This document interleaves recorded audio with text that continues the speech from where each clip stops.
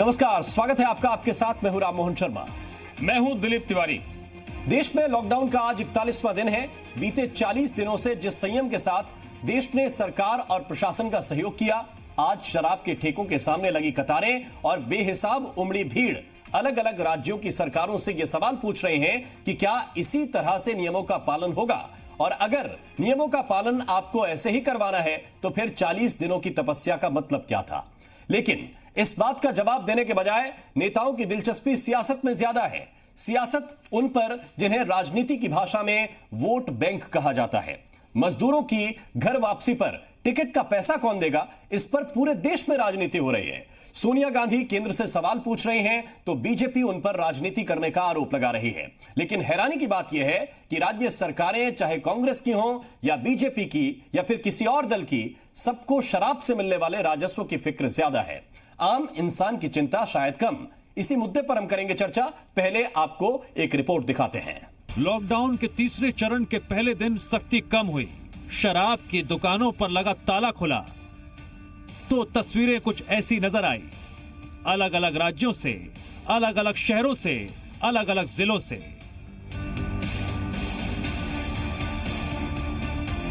कहीं शराब की दुकानों के आगे लंबी कतारें लग गई हैं, कहीं मैखाने की तलाश में सोशल डिस्टेंसिंग की धज्जियां उड़ा दी गईं। लेकिन दिलचस्प ये कि देश के सियासी सुरमाओं का सवाल सोशल डिस्टेंसिंग की धज्जियां उड़ाती है तस्वीरें नहीं, बल्कि यहां भी उन्हें चिंता अपने वोट बैंक की है।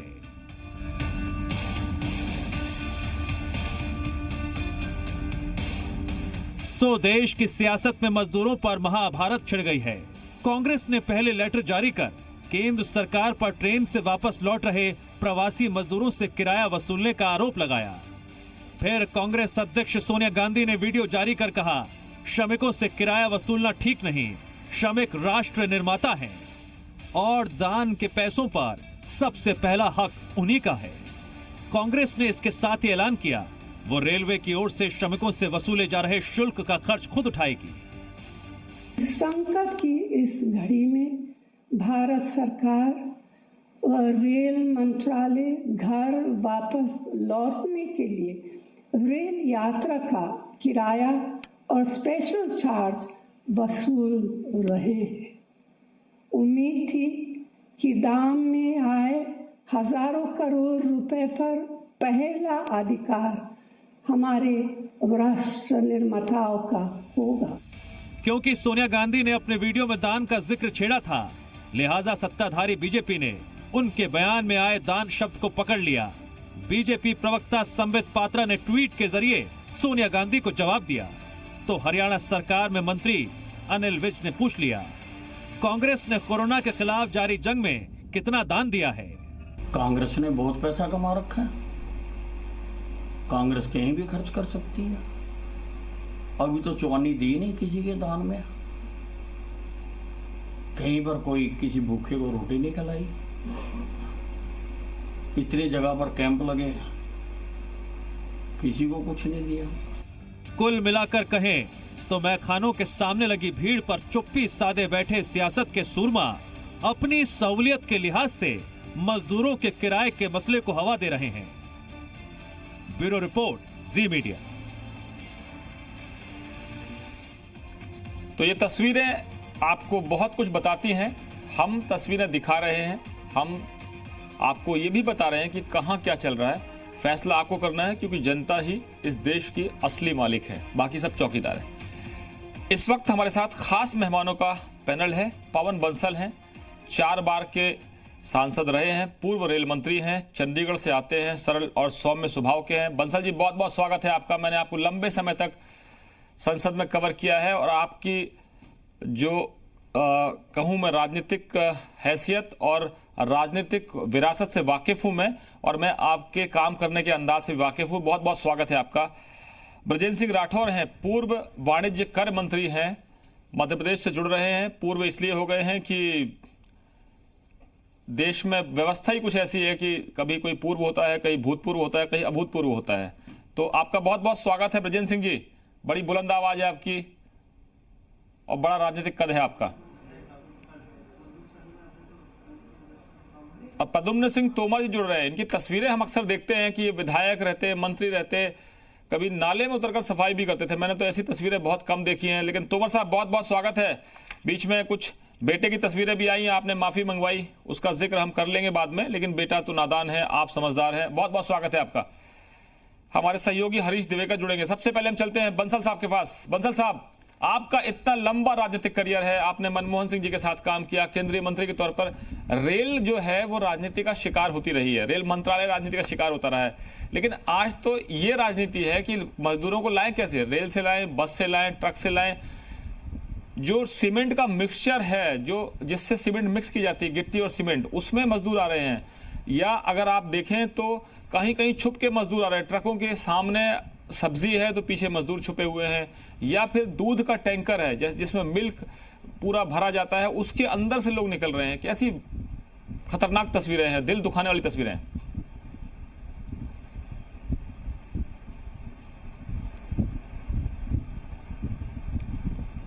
बंसल साहब, हमारी आवाज आप तक पहुंच रही है? जी जी, ये सवाल आपसे, ये पहला सवाल। मैं आपसे एक ही बात कहना चाहता, आपने जो उदाहरण दिए अभी, उनसे ही ये साफ जाहिर होता है, ये स्पष्ट होता है कि ज़रूरत थी अब श्रमिकों के लिए, मजदूरों के लिए जो अलग अलग जगह पे फंसे हुए हैं, उनको अपने घर जाने के लिए सुविधा कोई प्रदान की जाती। इसी कारण कांग्रेस ये मांग करती रही थी, कोई राजनीति की बात नहीं, एक अपनी जिम्मेदारी निभा रही थी इसमें। और जब सरकार की तरफ से ये हुआ और कहा गया कि ये बसों के जरिए जाएंगे, तो तब भी हमने बिल्कुल एक ईमानदारी के साथ ये बात कही कि बसें इस बात के लिए काफी नहीं होंगी, आपको ट्रेन चलानी चाहिए पॉइंट टू पॉइंट, यानी कि एक स्टेशन से दूसरे स्टेशन के लिए सीधे रास्ते में उनके खाने का इंतजाम हो और उनको गाड़ियों को सैनिटाइज किया जाए बार बार। और जब ये किया गया, आज अचानक, क्योंकि जब सोनिया गांधी जी ने इस बात के लिए कह दिया कि हम अगर किराया कहीं उनको देना पड़ा तो हम देंगे, उस पर भी आपत्ति हुई। एक्चुअली चाहिए क्या था, जो रेलवेज हैं ये हमारी जीवन रेखा है देश की, ये गरीबों का एक साधन है उनके सफर का। इस कारण इस हालात में जब वो 1.5 महीना से कोई कमाई नहीं हो रही थी, खाने तक के उनके लिए पास अपने कोई संसाधन नहीं थे, उस वक्त ये बिल्कुल नहीं चाहिए था उनसे 2 पैसे की भी उम्मीद करना किसी को, सरकार को, कि उनको कहा जाए कि आपको किराया देना पड़ेगा। बहुत ताज्जुब की बात है कि एक तरफ तो रेलवेज 151 करोड़ रुपया प्राइम मिनिस्टर केयर फंड में दे रही है, वो किस बात के लिए? वो लोगों को एकदम ये कहती कि जो प्रांतीय सरकारें हैं, आप अपने अपने जो मजदूर जाना चाहते हैं उनको रेलवे स्टेशन पे ले आइए, वहां से गाड़ी ये चलेगी, बाकी काम हमारा रह जाएगा। ऐसा क्यों नहीं किया गया? इसलिए ये सवाल वाजिब हैं, स्वाभाविक हैं एक हमारे लोकतंत्र में उठाना। अगर ये सवाल उठाए जाएं, उससे उत्तेजित होने की जरूरत नहीं होती सरकार को तो बल्कि एक्सप्लेनेशन देने की जरूरत होती है कि हाँ, कमियां रह जाती हैं, बहुत बार फैसले गलत होते हैं, उसको बदल लिया जाता है। फैसला लॉकडाउन का हफ्ता पहले हो जाना चाहिए था। मध्य प्रदेश का आपने जिक्र किया, मध्य प्रदेश में कांग्रेस की सरकार को गिराने के कारण हफ्ता पूरे देश में लॉकडाउन लेट कर दिया। बाद में जब हम कुछ महसूस करते थे कि अब लॉकडाउन थोड़ा थोड़ा खोल देना चाहिए, तो उस वक्त ध्यान नहीं दिया। अब जब खोल दिया तो पूरा खोल दिया। चलिए, ये सरकार की जिम्मेदारी है, जहां जहां किया, मैं उसके निजी तौर पे उसके हक में हूं, क्योंकि लंबे समय तक जब सरकार की तरफ से श्रमिकों को कोई किसी ढंग का भी कोई सहायता नहीं, तो ये जो ठप होती है हमारी अर्थव्यवस्था, फिर पुनर्जीवित करने के लिए। बंसल साहब, आप रेल मंत्री रहे हैं, आपको पता होगा, क्योंकि आपके पास सारा जो इंपॉर्टेंट इंफॉर्मेशन रही होगी। पूरे हिंदुस्तान की अगर मैं बात करूं तो जो ट्रेन चलती है उसमें बेटिकट यात्रियों की संख्या बेहिसाब होती है। कई बार कई इलाकों में तो टिकटें ली ही नहीं जाती है, और ये अक्सर आपके रेल के घाटे का कारण भी होता है। जो यात्री ट्रेन है, पैसेंजर ट्रेनों की बात मैं कर रहा हूँ, ऐसा नहीं कि सब बिना टिकट चलते हैं, लेकिन आज के दौर में अगर हम बिना टिकट ट्रेन चला दें और सिर्फ मजदूरों के लिए चला दें और कह दें कि आपको बताना पड़ेगा कि आप यहाँ से यहाँ जा रहे हैं, या आपके पास सर्टिफिकेट होगा, या जो भी व्यवस्था होगी, ये संभव नहीं क्या? ये बिल्कुल संभव था, यही ही करना चाहिए था। मैंने जैसे अभी पहले इसी बात का जिक्र मैंने किया था, यही अर्ज की थी मैंने कि अलग अलग स्टेशन पे ट्रेन लग जाती, ऐलान हो जाता कि यहाँ से ये ट्रेन दिल्ली से पटना के लिए चलेगी, ये ट्रेन पानीपत से मुरादाबाद जाएगी, उदाहरण के तौर पे कह रहा हूं, कहीं भी कोई ट्रेन का जिक्र होता, वहां की प्रांतीय सरकारें वहां श्रमिकों को लेके स्टेशन पे पहुंचती और बाकी का काम रेलवेज को संभाल लेना चाहिए था। आज के दिन रेलवेज को ये जरूरत नहीं थी किसी ढंग से प्रधानमंत्री जी पे ये असर डालने का कि हम भी आपके कोष में 151 करोड़ दे रहे हैं, वो यही 151 करोड़ उधर लगाते हैं। ये मैं मानता हूं, रेलवेज के पास बहुत पैसा नहीं है। रेलवेज एक आम आदमी का एक साधन है, एक उसके सफर का, उसके आवाजाही का, और वो कम पैसे पे है। बसों के मुकाबले 5वां हिस्सा है इसमें किराया। तो रेलवेज के पास बहुत पैसा नहीं होता, फिर क्या जरूरत थी कि रेलवेज 150 करोड़ उधर तो दें और दूसरी तरफ लोगों से वसूल करने की बात करें। आज के दिन जो रेलवेज ने दूसरा काम बहुत अच्छा किया था कि आइसोलेशन वार्ड्स कुछ गाड़ियों में बना दिए, कोई हॉस्पिटल्स बना दिए, ये अच्छा काम किया था। ऐसा ही अच्छा काम ये करना चाहिए था, गाड़ियां खोल देते 10 दिन के लिए, 15 दिन के लिए सभी जगह से, कि वहां गाड़ियां जाएंगी, उनमें आप बैठिए। उनको आप ये ना कहिए कि वो विदाउट टिकट हैं, वो बिना टिकट हैं, कोई जुर्म उनका है, ये नहीं। आज एक सहूलत मिलनी चाहिए थी उनको। ये सहूलत कोई राजनीति की बात नहीं। हम ये मांग करते हैं कि जब आप बड़े बड़े कदम उठाते हैं, और इस सरकार ने कोई कदम नहीं उठाया लोगों की सहूलत के लिए, कह दिया कि 1,76,000 करोड़ दे रहे हैं, उसका आप अंदाजा उसको बांट लीजिए, बाद में आप देखिए उसमें कहाँ क्या हुआ है। पुराने जो आपकी कोई लाइबिलिटीज थी 2-2 हजार रुपए देने की सभी किसानों को, वो उसमें डाल दिया गया। आज तक उसके बाद कहा जा रहा है बार बार के लोग भूखे मर रहे हैं सिर्फ 3 महीने के राशन के लिए, वो भी जो नेशनल फूड सिक्योरिटी में आते हैं। क्या बाकी के बंसल साहब, क्या जो बाकी के लोग हैं वो देश के नागरिक नहीं? बंसल साहब, दूसरी तस्वीर जो है, दूसरी तस्वीर मेरे सहयोगी राम दिखाएंगे कि आज मैखाने के लिए क्या क्या हुआ। राम, बिल्कुल, एक तस्वीर ये भी है कि चिंता अगर राजस्व की सरकारों को है तो वो फिर सोशल डिस्टेंसिंग को कहीं किनारे रख रहे हैं। बृजेंद्र सिंह राठौर साहब, आपके पास तो ये जिम्मेदारी रही है मध्य प्रदेश में जब आप मंत्री रहे, अब आपके साथ प्रद्युम्न सिंह तोमर भी जुड़े हुए हैं, वो भी आपके सहयोगी रहे हैं, आप बीजेपी में चले गए, उनसे भी बात करेंगे। लेकिन ये जरूरी था कि ऐसे वक्त में कि आप ठेके खोल दीजिए, और ठेकों पर भीड़ देखिए कितनी बेहिसाब है। बहुत कम जगह है जहां पे सोशल डिस्टेंसिंग का पालन हुआ है। देखिए, मैं अगर अपनी तरफ से बात करूं तो किसी भी हालत में शराब की दुकानों को अभी नहीं खोला जाना चाहिए था। पहली प्राथमिकता सरकार की होनी चाहिए थी कि जो मजदूर, जो लोग बाहर फंसे हुए हैं, नंगे पैर पैदल चल चल कर आ रहे हैं, जिनके पास खाने पीने के लिए एक वक्त की रोटी नहीं है, उनको पहले उनके घर व्यवस्थित करना चाहिए था। उनके परिवार के लोग जो उनके ऊपर आश्रित हैं, जो अपने गांव में फंसे हैं, उनकी व्यवस्था करना चाहिए थी। एक तरफ मंदिर हमारे बंद हैं, मस्जिद हमारी बंद है, चर्च गुरुद्वारे हमारे बंद हैं, लेकिन शराब की दुकानें हम खोलने का निर्णय कर रहे हैं। ये निश्चित रूप से बहुत ही खतरनाक स्थिति है। ना तो इससे सोशल डिस्टेंसिंग होगी और इससे जो है अवैध तरीके से व्यापार। बृजेंद्र सिंह जी, क्योंकि रेड जोन में आप कहते हैं कि हमने बंद कर रखा है। बृजेंद्र सिंह जी, आपने बचन साहब की मधुशाला पढ़ी होगी, सुनी होगी, आप तो पूर्व मंत्री भी हैं।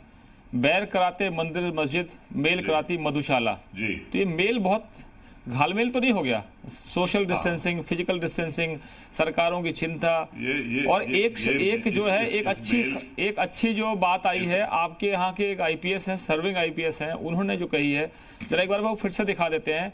उन्होंने ये कहा है कि साहब जो शराब के ठेके के लिए लाइन में शराब के ठेकों पर शराब के लिए लाइन में लगा हुआ है, उसको किसी भी तरह की सुविधाएं नहीं होनी चाहिए, और उसके हाथ में स्याही लगानी चाहिए कि ये शराब की दुकानों में गए थे और शराब का इस्तेमाल कर रहे हैं, तो इनको किस बात की मदद मिल जाए।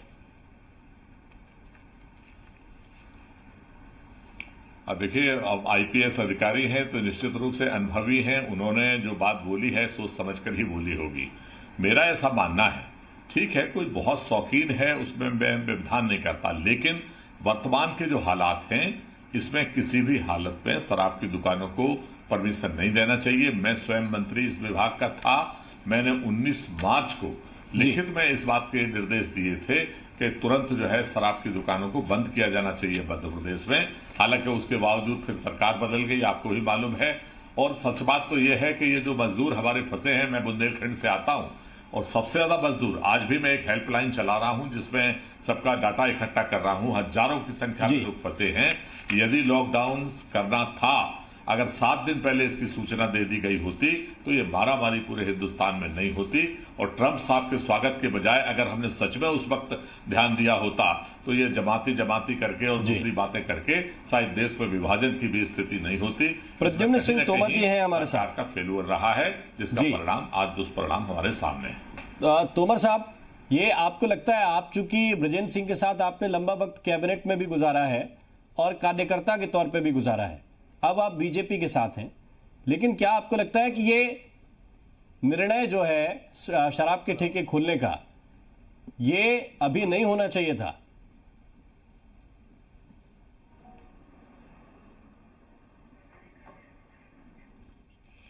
तोमर जी तक लगता है आवाज नहीं पहुंच रही है। तोमर साहब, आपकी आवाज तो सब सुनना चाहते हैं, अब आप सत्ता पक्ष के तरफ हैं, बृजेंद्र सिंह जी के विरोधी हैं, लेकिन आपकी आवाज जरूर सुनना पड़ेगी क्योंकि कांग्रेस के 2 नेताओं की हमने आवाज सुनी है। बंसल साहब, आप कुछ कह रहे हैं, बंसल साहब बताइए।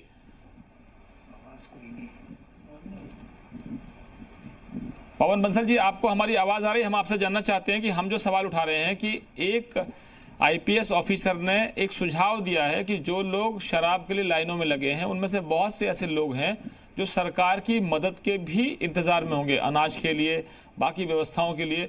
उनका कहना है कि ऐसे लोग जिन्होंने आज शराब के ठेकों के सामने या जो भी शॉप्स हैं उनके सामने जाकर लाइन लगाकर लिकर खरीदी है, उन लोगों के हाथ में स्याही लगानी चाहिए उंगली में, जैसे हम वोटिंग के समय लगाते हैं, वोट डालने के बाद लगाते हैं मतदाता की उंगली पर, वो स्याही लगाना चाहिए ताकि ये पता चले कि इन लोगों को किसी भी तरह की आर्थिक मदद या कोई भी अनाज की मदद या जो भी सरकारी मदद मिलनी है वो नहीं मिलनी चाहिए। आप इसे इत्तेफाक रखते हैं?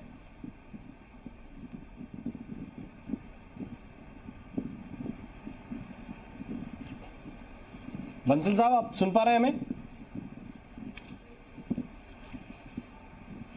तकनीकी दिक्कतों का मामला लगता है। बंसल साहब तक हमारी आवाज पहुंच नहीं रही है। जी बंसल साहब, तोमर साहब, अब आप सत्ता पक्ष के साथ हैं, 2 हमारे साथ कांग्रेस के नेता जुड़े हुए हैं जो पहले आपके सहयोगी रहे हैं, ब्रजेंद्र सिंह राठौर हैं, पवन बंसल जी हैं, पूर्व रेल मंत्री चंडीगढ़ से हमारे साथ जुड़े हुए हैं। कह रहे हैं, हम ये बात कर रहे हैं कि शराब के ठेके मैखाने खोलने की जरूरत क्या थी? सारा लॉकडाउन का जो आपने पूरा हिसाब किताब बनाया था वो बिगाड़ दिया। देखिए, मैं आपको ये बता दूं कि बड़े सम्मान के साथ ये कहना चाहता हूं कि मध्य प्रदेश में, मध्य प्रदेश की गवर्नमेंट तो नावों में जो भी शराब बिकवाना चाहती थी और घर घर शराब की डिलीवरी कराना चाहती थी जी, उस चीज का विरोध कैबिनेट की बैठक में मैंने खुद ने किया है। इसलिए यह आरोप लगाने का इनको अधिकार नहीं है।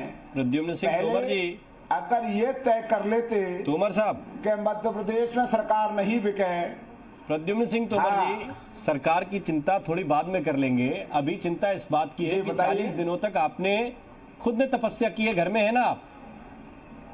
अब जो लोग घर में हैं 40 दिनों से, बिल्कुल हूं, तो जाहिर है कि ये जो ठेकों के बाहर चल रहा है तमाशा, ये जरूरी था क्या ऐसे वक्त में? जी देखिए, मैं आपसे कहना चाहता हूं, अगर आप शराब पीते नहीं हो तो कोई पिला नहीं सकता, और शराब जो पीते हैं उन्हें कोई रोक नहीं सकता। तो ये 45 दिन से क्या कर रहे थे? उसको रोकने के लिए आप ये देखिए, 45 दिन में हमने पूरी तन्मयता के साथ सरकार ने काम किया और अंकुश लगाने की कोशिश की, पर आपको ये मालूम होना चाहिए जी कि ये बुराई दूर करने के लिए हम सबको सामाजिक स्तर पर जब हम सुधरेंगे तब युग सुधरेगा। अरे तोमर साहब, देना बहुत सरल काम है, तोमर साहब, करना बहुत कठिन काम है। तोमर साहब, जिन महाराज के साथ आप आए हैं, पहले आपकी पार्टी का नारा था जी जी, माफ करो महाराज, वो कहते थे ना, माफ करो महाराज हमारे नेता शिवराज। आपने अब शिवराज को नेता मान लिया, महाराज को भी आप साथ ले गए। मैं आपसे पूछ रहा हूं कि यही पार्टी तो कहती है पार्टी विद द डिफरेंस, चाल चरित्र और चेहरा, जनता को क्या बता रहे हैं अब आप? 45 दिन से लॉकडाउन में घर के लोग अंदर बंद पड़े हैं, आप कह रहे हो सेल्फ आइसोलेशन में रहिए, क्वारंटाइन में रहिए, सोशल डिस्टेंसिंग करिए, आप फिजिकल डिस्टेंसिंग करिए, और आप शराब पिलाने की लाइन लगवा दी आपने। आप एक बात, अब आप नहीं, बिल्कुल गलत है। मैं आपसे पूरी बात सुन लीजिए, पूरी बात सुनिए। आपने कहा कि महाराज बीजेपी में चले गए, हमने शिवराज जी को नेता मान लिया। हमारी बात सुन लीजिए, हम जनता के सेवक हैं। बिना सत्ता के रह नहीं पाते, चुना है भाई साहब, बिना सत्ता के रह नहीं पाते, बिना सत्ता के रह नहीं पाते तोमर साहब। ये गलतफहमी जनता दूर करेगी, जनता दूर करेगी गलतफहमी। 2 मिनट में सत्ता छोड़ दी, जनता दूर करेगी भाई साहब। ये हमने क्या कहा, हम अरे भाई साहब, मेरा ये कहना है चिंता आपको करनी चाहिए। हम काहे की चिंता करें, हम तो जनता की चिंता कर रहे हैं। जनता सब जानती है, जनता सब जानती है, करती है, जनता सब जानती है। हम भी जानते हैं, हम जानती है, जनता ये जानती है कि ग्वालियर में बाईपास के लिए बजट नहीं मिलता था। इसका जवाब मुझे कोई दे जिसके लिए मैं कैबिनेट में नाली में उतर के गंदगी साफ करते आपको देखा है, लेकिन राजनीतिक गंदगी कौन साफ करेगा? ब्रजेंद्र सिंह राठौर साहब कह रहे हैं कि कैबिनेट की बैठक में इन्होंने विरोध किया था। आप गली गली गांव गांव घर में होम डिलीवरी कराना चाहते थे, आप तो बता दीजिए, अब तो विरोधी हो गए हैं, आप तो साथ में नहीं, आप बता दीजिए। आप तोमर साहब की बात का जवाब दीजिए। कैबिनेट में जो निर्णय होते हैं सामूहिक रूप से निर्णय होते हैं। अगर तोमर साहब हमारे पुराने साथी हैं, आज वो भारतीय जनता पार्टी में अपने सिद्धांत बदल के चले गए हैं, वो उनकी पार्टी में स्वागत होगा। मैं आपसे ये पूछ रहा हूं कि अगर कैबिनेट में ये विरोध करते तो उसी दिन त्याग पत्र देके एक तरफ हो जाना चाहिए था। कैबिनेट का तो जो निर्णय होता है सामूहिक निर्णय, नहीं, त्याग पत्र तो महाराज के कहने में देते हैं, छोड़ दीजिए। त्याग पत्र तो महाराज के कहने में देते हैं, त्याग पत्र महाराज के कहने में देते हैं। पवन बंसल जी फिर जुड़ गए हमारे साथ। के क्या कारण, मैंने आपसे कहा त्याग पत्र के क्या कारण हैं? आप अभी खुद ही बोल रहे थे कि ये पब्लिक है, सब जानती है। हाँ। वो हमारे मुंह से अपना कहलवाओ, ब्रजेंद्र सिंह जी को मैं बता देना चाहता हूँ, वो बड़े सम्मानीय नेता हैं। वो आदरणीय ब्रजेंद्र सिंह जी को बताना चाहता हूँ, वो बड़े सम्मानीय नेता हैं, मेरे बड़े हैं। जब कैबिनेट में बैठक चली थी तो मैंने विरोध किया था, इसके साथ मेरे पास है। राठौर साहब आप भी रुकिएगा जरा, राठौर साहब लेकिन आप फिर अगर ऐसा, राठौर साहब आप भी रुकिए जरा, मैं 2 मेहमानों को आज जोड़ लेता हूं। सुबोध उनियाल साहब जुड़ गए हैं, उत्तराखंड के कृषि मंत्री हैं, और हमारे साथ जेपी दलाल साहब हैं, कृषि मंत्री हैं हरियाणा के। आज ज्यादातर कृषि मंत्रालय से जुड़े हुए लोग हमारे साथ हैं, बड़े वरिष्ठ नेता हैं, पवन बंसल जी हैं, पूर्व रेल मंत्री, उनसे भी संपर्क हमारा जुड़ गया है। रेल की कनेक्टिविटी होती है, लेकिन आजकल टेक्नोलॉजी थोड़ा धोखा दे रही है। जेपी दलाल साहब, ये मैखाने जो खुल जाएंगे तो सोशल डिस्टेंसिंग कैसे होगी? मैं खाने के बाद जब आदमी लड़खड़ाएगा तो वो घर तक कैसे पहुंच पाएगा? वो तो सड़क में मिलेगा आपको, फिर आप सोशल डिस्टेंसिंग करवाइए। देखिए जी, ये जरूरी नहीं है कि लोग मैखाने से ही पिए, और ये भी तो हो सकता है कि लोग मैखाने से लेकर घर में आके पिए। पीने वाले आदमी को आप लंबे टाइम तक रोकेंगे, ये भी संभव नहीं है। दूसरी तरह की जो इलीगल है वो बिकनी शुरू हो जाती है, तरह तरह की स्मगलिंग शुरू हो जाती है। फिर एक प्रांत अगर खोल देता है तो दूसरे प्रांत को रुकना मुश्किल हो जाता है, क्योंकि बॉर्डर आजकल सबके प्रांतों के जुड़े हुए हैं। हरियाणा का जैसे हमारा है, पंजाब से जुड़ा हुआ है, राजस्थान से है, दिल्ली से है। अब दिल्ली में जब से मैंने देखी है लंबी लंबी लाइनें, तो इस तरह से तो फिर हमारे हरियाणा में भी आना शुरू हो जाएगा। हरियाणा सरकार को भी किसी तरह सोशल डिस्टेंसिंग का पालन करते हुए, जिस तरह से हमने मंडियां चलाई हैं, इस तरह से कोई नीति आके धीरे धीरे जो करके ये खोलना तो पड़ेगा ही। जी, सुबोध उनियाल साहब, आपको भी लगता है जरूरी है? जी, शराब की दुकानें खोलना जरूरी है, मजबूरी हो जाएगी सरकार की, आपको ऐसा लगता है? देखिए, ये भारत सरकार ने निर्णय लिया है, और मुझे भी स्वयं बड़ा आश्चर्य आज भीड़ देख के हुआ, लेकिन गनीमत ये थी कि जो फिजिकल डिस्टेंसिंग का जो मापदंड है उसको पूरी तरह से उसका पालन किया गया है। 70% जगह लेकिन की 1-1 तस्वीर जो हम किलोमीटर देख रहे लाइनें लगी थी, मुझे निहाल कुछ साहब, सरप्राइज हुआ। जो हमारे पास फुटेज आ रही है अलग अलग शहरों से, अगर आप देखेंगे तो लगभग 50 से 70% ठेके ऐसे हैं जहां आपकी आवाज बहुत कम आ रही है, कारण क्या है? वो उसका पालन नहीं कर रहे हैं, वहां पे सोशल डिस्टेंसिंग का जी का पालन नहीं हो रहा है ठेकों के बाहर। नहीं, जब मैं जिस समय निकला था सुबह ऑफिस जाने के लिए तो मैंने देखा तो बकायदा दो रास्ते में विधानसभा जाते हुए 2 दुकानें पड़ी, दोनों दुकानों की जो लाइनें थी उन क्यू में फिजिकल डिस्टेंसिंग का पालन किया जा रहा था। जी उनियाल साहब, आप जी उत्तर प्रदेश उत्तराखंड पर भी तस्वीरें देखिएगा, पंजाब हरियाणा हिमाचल पे भी देखिएगा, MP छत्तीसगढ़ पे भी देखिएगा और जी सलाम पर भी देखिएगा। बंसल साहब, आपके पास में आ रहा हूं कि मजदूरों को लाने पर राजनीति है और मैं खाने पर सब एक हैं, ऐसा क्यों?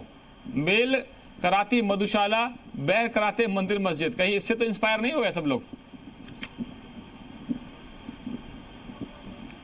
मालूम नहीं, लेकिन मैं ये समझता हूं कि क्योंकि प्रांत काफी समय से पिछले दिनों से केंद्र से उम्मीद कर रहे थे कोई ना कोई सहायता उनको कोरोना से लड़ाई के लिए मिलेगी, उस नहीं मिली तो वो ये मांग करनी शुरू की और उन्होंने तभी शायद ये फैसला कर लिया कि ये सभी शराब के ठेके खोल लिए जाएं।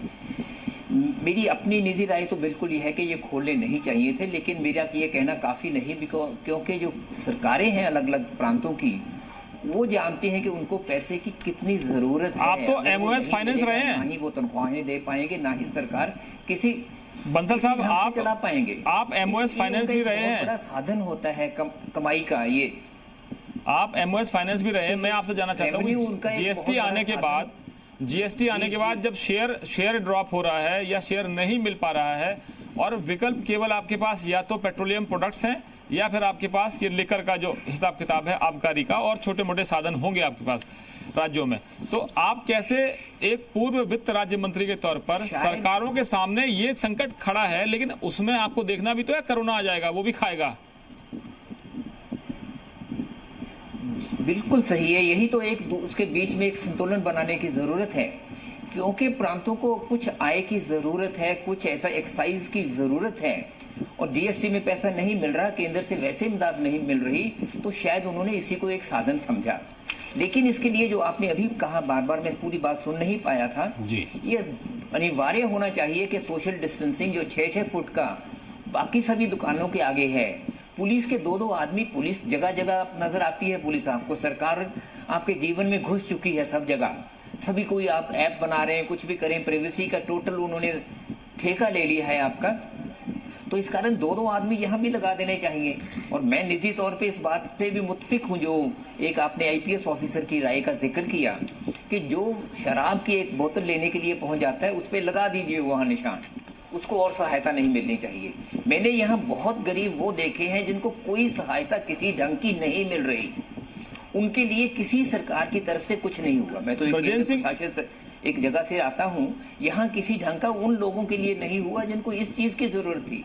नेशनल फूड सिक्योरिटी एक्ट से उनका नाम कट गया, पुराने लाइसेंस अपने राशन कार्ड उनके पास है, उनको नहीं दिया जा रहा, इस कारण शायद ऐसी समस्या ये पैदा हो गई। इससे निपटा जा सकता था। ये सुबोध उनियाल साहब आ गई आपकी वो उन लोगों को उनके जगह पे लेके जाने के लिए। जी सुबोध उनियाल साहब और JP दलाल साहब, आपसे दोनों से पूछ रहा हूं कि जो बंसल साहब ने बात कही, एक IPS ऑफिसर है मध्य प्रदेश के, उनका कहना है कि जो लोग इस वक्त मैखाने के बाहर शराब खरीदने के लिए लाइनों में है, उनके हाथ में वो इंक लगानी चाहिए, जब हम वोटिंग के वक्त जाते हैं तो मतदाता के हाथ में जो स्याही लगती है वो लगानी चाहिए, ताकि पता चले कि इन लोगों को सरकारी मदद की, सरकारी इमदाद की जरूरत नहीं है, चाहे वो राशन का मामला हो और चाहे और भी हिसाब किताब हो। आप दोनों क्या कहेंगे इस पर? देखिए, व्यवहारिक तौर पर तो मैं मानता हूँ IPS अफसर का कहना बिल्कुल ठीक है। जिस तरह से आज जो मदद की आवश्यकता उस व्यक्ति को इसलिए दी जा रही है मदद, क्योंकि आप देखें पिछले सेकेंड फेज जो लॉकडाउन का था, इसमें दुकानें खोल दी गई थी और जिसके पास पैसे की उपलब्धता थी वो सामान ले रहा था, तो निश्चित रूप से मदद की आवश्यकता उस व्यक्ति को है जिसके आर्थिक संसाधन नहीं है। और जो व्यक्ति सीधे लॉकडाउन में पहले दिन ही शराब की दुकान में लाइन लगा के जा रहा हो, मैं उन IPS अफसर की बात से पूरा इत्तेफाक करता हूँ, तो वास्तव में वो व्यक्ति मदद का हकदार नहीं होना चाहिए।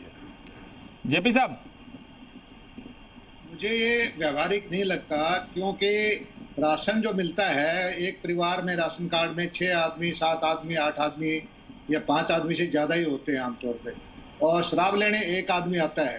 तो एक आदमी जब राशन लेने जाएगा तो उसको निशान से बाकी का राशन कैसे रोक पाएगा? जी जी, इस वक्त एक और खास मेहमान है हमारे साथ, वीरेंद्र शर्मा। आप एडवोकेट हैं लुधियाना वाइन एसोसिएशन के। आपको लगता है वीरेंद्र शर्मा जी, ये ज़रूरी था सरकार की सेहत के लिए या शराब व्यापारियों की सेहत के लिए, कि देश की सेहत के साथ खिलवाड़ थोड़ा सा कर लेते हैं?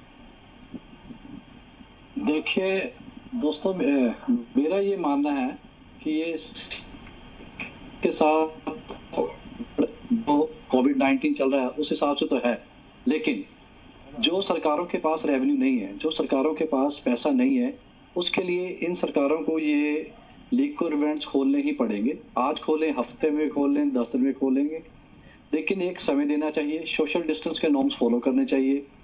और सबसे बड़ी बात है कि जो भी लाइसेंसी, जो हमारी वाइन एसोसिएशन है, जिन्होंने सरकार के ऊपर फेथ करके अपना करोड़ों रुपए का रेवेन्यू 21 मार्च से पहले जमा कराया। सरकार ने हमारे यहाँ पंजाब में रिन्यूअल पॉलिसी निकाली थी, 12.5% की इंक्रीज ली।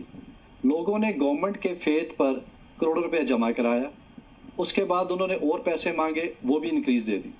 लेकिन अब गवर्नमेंट को हालात देखते हुए ये समझना चाहिए कि जो सरकारी फीस है उसकी कम से कम जिस हिसाब से एक्चुअल सेल आएगी, एक ठेका चलता है जिसकी पहले मान लो 2 लाख सेल आती थी। जी जी, मैं समझ गया आपकी बात। जरा मेरे साथ एक पूर्व वाणिज्य मंत्री हैं ब्रजेंद्र सिंह राठौर साहब। राठौर साहब, एक तो मैखाने की लाइन लगी हुई है क्योंकि 45 दिन से पीने नहीं दिया, गला सूख गया होगा उनका, गला तर कैसे होगा, और दूसरे इनका हालत यह है कि इन्होंने बढ़े हुए रेट पर दिया है। तो आपसे और बंसल साहब पूर्व वित्त राज्य मंत्री हैं, मैं आपसे पूछूंगा कि ये कैसे समीकरण बनेगा? एक तरफ आपको खजाने की चिंता है, एक तरफ मैखाने वालों को चिंता है, तो ये सोशल डिस्टेंसिंग कौन सी है, ये क्या समस्या है भाई? राठौर साहब बताइए, फिर बंसल साहब बताएंगे। देखिए, मेरी राय यह है, एक तो मैं आईपीएस अफसर जो हमारे हैं उनकी राय से इत्तेफाक करता हूं, तो दूसरा जो है, जो सोशल डिस्टेंसिंग का सवाल है, अभी पहले 17 तारीख तक जब तक लॉकडाउन हमारे देश में था तब तक इसको हमें रोकना चाहिए था।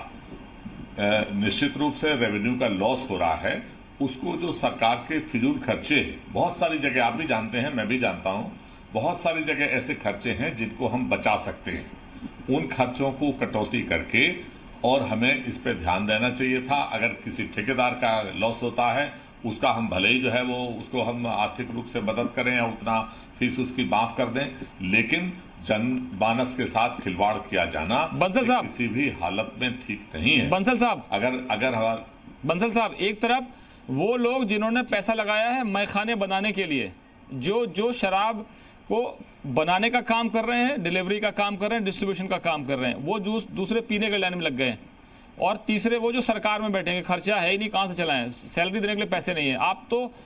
आप देश के सबसे बड़े खजाने के डिप्टी रहे हैं, वित्त राज्य मंत्री रहे हैं, बताइए कैसे करेंगे? आज का जो है वो हमें आज के परिप्रेक्ष्य में देखना होगा कि आज कैसी हालात हैं। आज चारों तरफ कोई किसी भी वाणिज्य का काम कर रहा हो, कोई उद्योग में हो, कोई दुकानदार हो, कोई प्रोडक्शन किसी ढंग की कर रहा हो, सभी एक बहुत ऐसी हालात से गुजर रहे हैं कि सभी के पास फ्लो ऑफ मनी में कमी है, और सभी को एक हिट लेने की, सभी को वो एक मार पड़ रही है, इसमें कोई दो राय नहीं। फिर सवाल आ जाता है कि हम उसका सभी मिलके कैसे सामना करेंगे।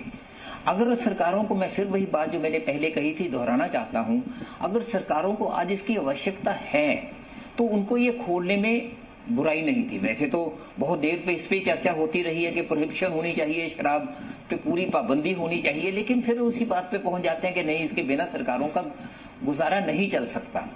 तो उस बात की आज हम डिबेट में नहीं जाएंगे। जब ये सरकारों ने ये फैसला लिया कि ये खोले जाएंगे और खोल चुके हैं, तो एक ही बात सबसे ज्यादा अनिवार्य होनी चाहिए, आवश्यक है वो कि सोशल डिस्टेंसिंग पूरा चाहिए। उनमें 6-6 फुट का फासले के बिना सब जगह वो सर्कल जैसे और सभी दुकानों के आगे लगे हुए हैं। आप कहीं भी जाके देखिए, शहरों में तो दुकानों के आगे वो गोल चक्कर बनाए हुए हैं, उसी में आदमी खड़ता है। उसी के हिसाब से यहाँ बनाए होने चाहिए। ये किसी एक दुकानदार की, किसी एक ठेकेदार की या किसी और की इमदाद की बात नहीं, ये एक सामाजिक भी साथ साथ सवाल बड़ा उठ जाता है। आज वो चर्चा का विषय इस वक्त नहीं हो सकता।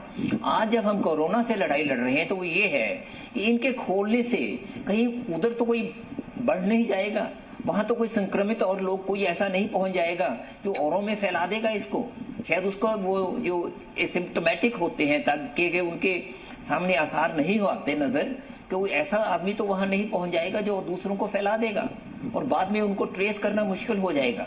इन सवालों के लिए ये जरूरी है कि 6 फुट का फासला हो, मास्क पहने के बिना नहीं हो, ग्लव्स पहने हो, अपना एक अपने वाहन में अपने पैदल आए, अकेला आए, उसमें ये सब बातों को देखते हुए ही करना चाहिए। जी तोमर साहब, इसके लिए सरकार को जो खास तौर पे वो जो पुलिस विभाग है अंडर प्रेशर है, काम कर रहे हैं बहुत, उनको ये भी सहना पड़ेगा, उनको ये काम भी करना पड़ेगा साथ साथ कि इसकी वो पालना सही ढंग से करवाई जाए। जी जी प्रद्युम्न सिंह तोमर जी, मध्य प्रदेश में रेड जोन में हालांकि प्रतिबंध लगाया गया है और ये प्रतिबंध जो रेड जोन के क्षेत्रों में शिवराज सिंह चौहान की सरकार ने लगाया है, ये प्रतिबंध आपको नहीं लगता कि 10-12 दिन इसमें दिक्कत हो जाती क्या? सिर्फ 2 ही हफ्ते की तो बात थी जो ब्रजेंद्र सिंह राठौर जी आपको सुझाव दे रहे हैं। देखिए, मेरा आपसे आग्रह ये है कि जो अभी परिचर्चा चल रही है जिस मुद्दे पे, मैं ये आपसे आग्रह कर रहा हूँ कि हमें सकारात्मक सोच के साथ, आज अगर बहस का मुद्दा आपने ये रखा होता कि शराब ना पिए, इसके ना पीने के क्या फ़ायदे हैं, क्या नुकसान हैं, हमारा ये कहना है चर्चा का विषय एक तो ये भी होना चाहिए। आपने कहा कि सोशल हमारी निश्चित दूरियां, इसके लिए हमें ज़रूरत है कि इस समय राजनीति से हट कर के हमें सारी पार्टियों को, सामाजिक संस्थाओं को, इलेक्ट्रॉनिक और प्रिंट मीडिया को जो कर भी रहे हैं, हम सबको ये प्रचार प्रसार करना है कि इतनी निश्चित दूरियां रखनी है, इससे हमें लाभ मिलेगा, हमें मास्क लगाना है। ये उदाहरण हमें पेश करने होंगे जब, क्योंकि हमेशा ऊपर से हिंदुस्तान में ऊपर से रास्ता दिखाया जाता है, जैसा हमारे नेता करेंगे वैसा ही समाज करती है। तो मैं आग्रह करना चाहता हूं कि हमारे हर पार्टी के वरिष्ठ नेतृत्व को ये चाहिए कि वो मैसेज दें। आप जहां पे उनको लगता है ये मैसेज यहाँ पे नहीं है, तो पहले हम स्वयं पे प्रयोग करें और हम करेंगे तो हमें विश्वास है लोग हमारी बात को मानेंगे। लेकिन तोमर साहब, हमारी अपील को कोई सुनने को तैयार नहीं। लेकिन तोमर साहब, हम कहते हैं, आप मेरी बात पूरी सुन लीजिए 1 मिनट जी। हाँ जी, मैं आपसे ये कह रहा हूँ कि मैखाने, सुनिए तोमर साहब, मैखाने खोले आपकी सरकार, व्यवस्था बनाए आपकी सरकार, बिगाड़े आपकी सरकार। आप समाज सुधार का काम जो है वो मीडिया को क्यों दे रहे हैं जी? बिगाड़ने का काम तो आप कर रहे हैं, हम क्यों करें सुधारने का काम? देखिए, मैं नहीं बिल्कुल, देखिए एक काम करिए, सरकार सारा काम नहीं करती, ये नैतिक दायित्व हमारे प्रत्येक व्यक्ति का है। हम पार्टी में बाद में है किसी में, पहले हम इंसान हैं और इंसान का कर्तव्य है, हम एक बाप के बेटे भी हैं। तो निभा कहाँ रहे हैं साहब? बेटे के बाप भी हैं। इंसान का कर्तव्य कब निभा रहे हैं? बनता है, मेरी बात सुन लीजिएगा बात। नहीं, अगर निभा रहे हैं तो हम आलोचनाओं में विश्वास नहीं करें। राठौर साहब तो राठौर साहब आपसे इत्तेफाक नहीं रख रहे हैं। आप जाइए पंजाब में, राठौर साहब इत्तेफाक नहीं रख रहे हैं। आप जाइए पंजाब में, आप देखिए, मेरी बात आपसे क्या कहा, हमें उपदेश देना सरल है, उपदेशों पे अमल करना कठिन है। अच्छा, आपने पंजाब की बात की, आपने पंजाब की बात की, जरा दीप मल्होत्रा साहब जुड़ गए। एक सेकंड रुकिए, जरा रुकिएगा तोमर साहब, रुकिएगा। राठौर साहब एक लाइन बोल लेंगे, उसके बाद में दीप मल्होत्रा जुड़ रहे हैं। ये भी जो एक्स एमएलए हैं फरीदकोट के, और ये भी उसी बिजनेस से जुड़े हुए हैं जिसके लिए आज आप देख रहे हैं लंबी लंबी लाइनें जुड़ी हुई है। तो पहले आप बोलिए राठौर साहब, फिर दीप मल्होत्रा साहब। मैं ये कह रहा था, अभी हमारे मित्र जो है भाई कह रहे थे बड़े उपदेश वाली बात को, उपदेश देना तो अलग बात है लेकिन मानना अलग बात है, और तमाम बातें कर। मैं पूछता हूँ, पार्टी भी अपनी माँ होती है, तो इसके साथ धोखा देना क्या ये अच्छी बात है? दूसरी बात, इन्होंने कहा कि कैबिनेट में मैंने शराब के उस पर विरोध किया था, आज कैबिनेट में नहीं है, लेकिन भारतीय जनता पार्टी में है, इनकी ही सरकार है, तो क्या आपके चैनल के ऊपर अपनी सरकार के निर्णय का विरोध करेंगे? और अगर सरकार नहीं मानेगी तो क्या उससे इस्तीफा देंगे? 2 बातें इनसे पूछ लीजिए। तीसरी बात जो है, आज मजदूरों के बारे में ध्यान देने की आवश्यकता है। राठौर साहब फंसे हुए हैं, राठौर साहब, जितना शराब। राठौर साहब जी, ये आपका दर्द, राठौर साहब ये आपका दर्द छलक रहा है या उनके जले पर नमक छिड़क रहे हैं? ये आपका दर्द है या आप उनके जले पर नमक छिड़क रहे हैं? मेरा दर्द नहीं है, मैं उनकी बात का उत्तर आपके चैनल पे चाह रहा हूँ। ये आपसे कह रहे हैं तोमर साहब आपसे कह रहे हैं, तोमर साहब आपसे कह रहे हैं कि आपने पार्टी जो मां के समान होती है उसके साथ धोखा किया और कुशल उपदेश जो है देने में है आप, पर उपदेश कुशल बहुतेरे हैं। सुन लीजिए जी, आप मेरी बात सुन लीजिए जी। अरे मेरी बात सुन लीजिए, 2 मिनट प्रेम से सुनिए, मैं जवाब दे रहा हूं। सोनिया गांधी जी, अगर सोनिया गांधी जी मध्य प्रदेश की कैबिनेट में, मध्य प्रदेश की आप सुन लीजिए, मध्य प्रदेश की कैबिनेट में जब ये प्रस्ताव पास होते थे, हम कहते थे कि ग्वालियर में गरीब के बाईपास सर्जरी के लिए बजट की जरूरत है। ग्वालियर ये इस पे आगे आएंगे, इस पर हम आगे आएंगे। हम आपकी लड़ाई पर नहीं, हम जरा बड़ी बात पे कर रहे हैं। जरा जेपी दलाल साहब, जेपी दलाल साहब, ये बड़ी बात है कि पार्टी लाइन से ऊपर उठकर, दलाल साहब, पार्टी लाइन से ऊपर उठकर हमको फैसला करना पड़ेगा कि देश के हित में क्या है। आपकी सरकार फैसला ना करे, दूसरी सरकार फैसला कर दे, आप पर दबाव आएगा। क्या करेंगे ऐसे हालात में? चाहता हूँ हमने जनता के, तोमर साहब रुकिएगा, जनता का सम्मान जरूरी था। तोमर साहब रुकिएगा जरा, दलाल साहब बोल रहे हैं। जो हमने कहा था कि हम अतिथि शिक्षकों को रेगुलर। तोमर साहब रुकिए, उनियाल साहब भी हैं। तोमर साहब रुकिए बात करने में थोड़ी बैठे रहेंगे जी। दलाल साहब बोलिए जी, बोलिए सर। समस्याएं खड़ी होगी जी, बोलिए। इश्यूज भी हैं कुछ। यहाँ अकेले शराब की दुकान पे सोशल डिस्टेंसिंग की बात नहीं है, किराना की दुकान पे भी भीड़ हो जाती है, वहां भी सोशल डिस्टेंसिंग रखनी पड़ेगी। मैंने अपने क्षेत्र में देखा कि लोगों ने जब उनको बीड़ी पीने वाले हैं, उनको बीड़ी नहीं मिली तो एक बीड़ी की दुकान को लूट लिया। तो हर तरह चीजों को जिसको आदत पड़ी है उसको धीरे धीरे करके कानून का पालन करते हुए उपलब्ध तो कराना ही पड़ेगा। दूसरा पहलू यह है कि सारी सरकारों का आज जो है सारे काम धंधे बंद हो गए हैं, रेवेन्यू सोर्स बंद हो गए हैं। सरकारों को चलाने के लिए भी जहां आसानी से बगैर जनता को तंग किए रेवेन्यू जहां से आ सके वो साधन उनको अपनाने पड़ेंगे। और हर एक सरकार का अपना व्यू है, कौन सी सरकार क्या देखती है, लेकिन कोई भी सरकार स्टैंड अलोन फैसला नहीं ले सकती। हरियाणा जैसे हमारा प्रदेश है, उसमें चारों तरफ अगर मान लो खुल जाती है, ये लिकर के बार खुल जाते हैं तो हम तो रोक नहीं पाएंगे। भारत बॉर्डर बिल्कुल पोरस है और इनको सब चीजों को देखते हुए, सभी सरकारों के फैसलों को देखते हुए आज इस अभूतपूर्व संकट में जनहित के फैसले लेने पड़ेंगे। और लोगों को एकदम से आप बंद भी नहीं किया जा सकता। जिन लोगों को, पीने वालों को सालों से आदत पड़ी हुई है, उनको ये जरूर है कि इतनी व्यवस्था जरूर सरकार को करनी चाहिए कि जो सोशल डिस्टेंसिंग का हमारा पालन है वो सही मायने में होता रहे। वो कहीं भी किसी जगह हो, चाहे कोई किराना की दुकान है या कोई सब्जी मंडी की दुकान है या अनाज मंडी है या कहीं पर भी है। हमने इसका उदाहरण पेश किया है।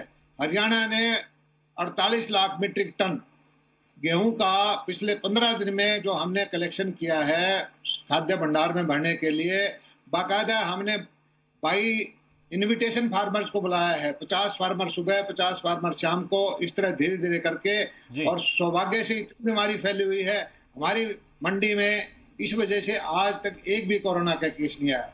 इसी तरह से हर जगह ध्यान देके जो कंसर्न विभाग हैं, चाहे वो एक्साइज का डिपार्टमेंट है या कोई मार्केटिंग बोर्ड का है या कोई मार्केट कमेटी का है, सबको सावधानी तो बरतनी ही पड़ेगी। पहला हमारा ध्येय यह है कि इस बीमारी से लड़ाई लड़ना, इससे जीतना, इसको हराना और जीवन को चलाना भी है। ठीक। और सुबोध उनियाल जी, एक प्रश्न इससे यह भी है कि उत्तराखंड में अभी स्थितियां बहुत बेहतर हो रही हैं और जितने मरीज सामने आए उनमें से भी बहुत सारे लोग ठीक होकर घर वापस लौट रहे हैं। अब चिंता इस बात की भी है कि शराब की पैकेजिंग कहाँ हो रही है, रेड जोन से डिलीवर हो रही है क्या, इन चीज़ों के जरिए क्या कोरोना फैलने का संकट आपको दिखता नहीं है? देखिए, निश्चित रूप से जिस तरह से हम लोगों ने एहतियात बरती और आज हम देश के उन चुनिंदा राज्यों में जिन्होंने शुरुआती तौर पर इसको कंट्रोल करने में सफलता पाई, हमारे अगर आप देखेंगे तो 13 में से 9 जनपद तो हमारे ग्रीन जिले घोषित हुए हैं और उसके अलावा एक जिला हमारा अभी रेड उसमें है। लेकिन जो आपने संभावना प्रकट की, इसकी गुंजाइश हो सकती है, क्योंकि लेकिन इसलिए हम लोगों ने ये निर्णय लिया कि जितने भी बाहर से लोग आ रहे हैं पहले उनका मेडिकल टेस्ट कराने के बाद अगर थोड़ा भी उनमें लक्षण दिखेंगे तो उनको इंस्टीट्यूशनल क्वारंटाइन करेंगे और अगर लक्षण नहीं है तो वो फिर भी होम क्वारंटाइन रहेंगे। तो इस क्योंकि देखिए 40 दिन की जो पूरी एक्सरसाइज है, अगर इस जो बाहर से लोग आ रहे हैं इससे अगर एकदम इस पर खतरे की आशंका बन जाए तो ये एक्सरसाइज बेकार चली जाएगी। इसलिए हमारा प्रयास ये रहेगा कि हम जो जितने भी लोग बाहर से आए हैं उनका बाकायदा मेडिकल टेस्ट करने के साथ साथ उनको किस तरह से हम लोग उसके बाद होम क्वारंटाइन कर, क्योंकि आज अगर आप देखेंगे तो जितना चिंता आपको हमें इससे ज़्यादा चिंता आज गाँव के लोगों को गई है। उसी किसी भी गांव में कहीं बाहर से कोई व्यक्ति आ रहा है तो गांव के लोग पुलिस को फ़ोन कर रहे हैं, मुझे फ़ोन करते हैं, प्रशासन को फ़ोन करते हैं कि साहब बाहर का आदमी आ गया, इससे मैं खतरा है जी, जबकि उसी गाँव का रहने वाला है। एक ब्रेक लेना पड़ेगा। उद्देश्य था लॉकडाउन का जनता के अंदर अवेयरनेस लाने का। उनियाल साहब, एक ब्रेक लेना पड़ेगा। दीप मल्होत्रा साहब जुड़े हुए हैं। दीप मल्होत्रा साहब, आपके पास हम तुरंत लौट रहे हैं कि आपकी चिंता भी जायज है कि आपने पैसा लगाया है, व्यवस्था की है, सरकार को रेवेन्यू दिया है, आपने इतना बड़ा पूरा एक रेवेन्यू आपको जुटाना पड़ेगा। लेकिन हमारी चिंता यह है कि सोशल डिस्टेंसिंग का पालन कैसे होगा, कैसे कोरोना को हराने के लिए जो 45 दिन से कवायद चल रही है उस पर कहीं ऐसा तो ना हो कि वो जो इस तरह के जो कारोबार है वो चोट कर दे। फिलहाल एक ब्रेक लेते हैं, ब्रेक के बाद फिर लौट रहे हैं। हमारे साथ सारे मेहमान बने हुए हैं।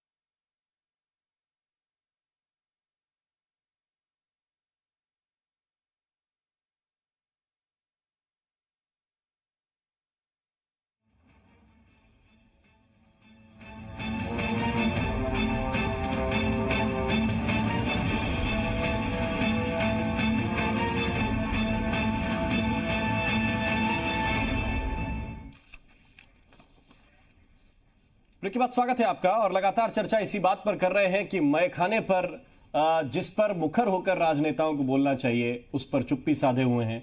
मजदूरों पर राजनीति नहीं होनी चाहिए लेकिन उस पर राजनीति हो रही है। हमारे साथ दीप मल्होत्रा साहब जुड़े हुए हैं, पूर्व विधायक हैं आप फरीदकोट के। बहुत बहुत स्वागत एक बार फिर से दीप मल्होत्रा जी। और प्रश्न आपसे यही है कि आप इस पर क्या समझते हैं, क्या सोचते हैं? ये दुकानें शराब की खोलना राजस्व के लिहाज से बहुत जरूरी हो गया था क्या? नहीं सर, राजस्व के हिसाब से तो ये जरूरी है ही है, लेकिन अब लॉकडाउन के बाद जो गवर्नमेंट ऑफ इंडिया ने गाइडलाइंस इशू कर दी हैं और उसके मुताबिक स्टेट्स ने अपने अपने डिसीजन लेने हैं। और सारी स्टेट्स ने, क्योंकि स्टेट्स के पास एक रेवेन्यू का भी एक सोर्स है, in between of the year आके अगर कोविड की कोई दिक्कत आ गई है तो उस तरफ से जो रेवेन्यू रिसीट्स है गवर्नमेंट की इतनी बंद हो जाएंगी। और इतने लोग, आप लोग इतने लोग इस व्यवसाय के साथ भी जुड़े हैं। आज पंजाब की बात लो कि 6500 करोड़ रुपए का पंजाब का रेवेन्यू है, 1000 या 1200 या 1500 करोड़ रुपए के लगभग हमारे लोगों के बिजनेस की सिक्योरिटी गवर्नमेंट के पास जमा है। और हम 1.5 महीने के बाद अगर आज बिजनेस खुला है तो हम ये कहेंगे कि अगर उसमें कोई 2 पैसे की दिक्कत आती है कि सोशल डिस्टेंस आज मेंटेन नहीं हो, उसके कई कारण है। आप दिल्ली का सोशल डिस्टेंस की बात करते हो, या 400-500 दुकान गवर्नमेंट की है, 200-300 दुकान प्राइवेट है, उसमें से आज दुकानें ही सिर्फ 25% खुली है। इसकी वजह से ज्यादा है। लेकिन ये 1 दिन में या 2 दिन में सारी चीज नॉर्मलाइज होनी चाहिए, शुरू हो जाएगी। और पंजाब के लिए हमें 3 दिन का टाइम मिला है, उसके लिए हम अपने आप को और व्यवस्थित कर लेंगे ताकि जिससे हम सोशल डिस्टेंस का पालन कर सके। लेकिन हमारी विनती सिर्फ सरकारों को यही है कि देखो, आज जो रेवेन्यू है, ये सब जब सारे हालात ठीक थे उस समय गवर्नमेंट ने रेवेन्यू कि हमने गवर्नमेंट के साथ कमिट किया था। आज गवर्नमेंट को सारी स्थिति देखते हुए इसका रेवेन्यू एक्चुअल बेसिस के ऊपर जो हमारी लिकर की लाइसेंस फीस है, वो जितनी लिकर कोई भी व्यापारी उठाता है उस लाइसेंस फीस के मुताबिक इसको गवर्नमेंट को लेना चाहिए। दलाल साहब, एक तो जरूरी है।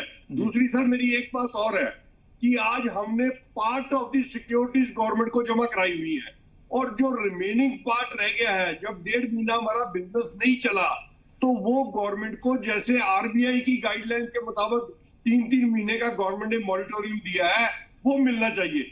जहां तक सोशल डिस्टेंस की बात है, मैं 100% एग्री करता हूं कि उसके लिए हम पंजाब में पूरी व्यवस्था करने की कोशिश भी करेंगे और जहां कहीं कोई जरूरत पड़ेगी स्टेट की पूरी हेल्प उसमें लेंगे और लोगों को भी इसके मुताबिक एजुकेट करेंगे। दलाल साहब, जहां तक जो आता है, कोई ज्यादा सेंसिटिव इलाका है वहां पे गवर्नमेंट ना खोले। जेपी दलाल साहब, मैं आपसे जानना चाहता हूं, आप मंत्री हैं, एक तरफ आपकी चिंता जनता है, जन है, दूसरी तरफ धन है, जन धन, जन भी बचाना है, धन भी बचाना है।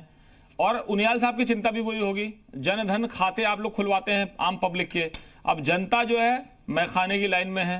धन की चिंता दीप मल्होत्रा साहब को भी है, आपको भी रहेगी क्योंकि आप सरकार के मंत्री हैं। हो सकता है आपके पास फाइनेंस डिपार्टमेंट ना हो लेकिन आप मंत्री तो हैं और सामूहिक फैसले करते हैं।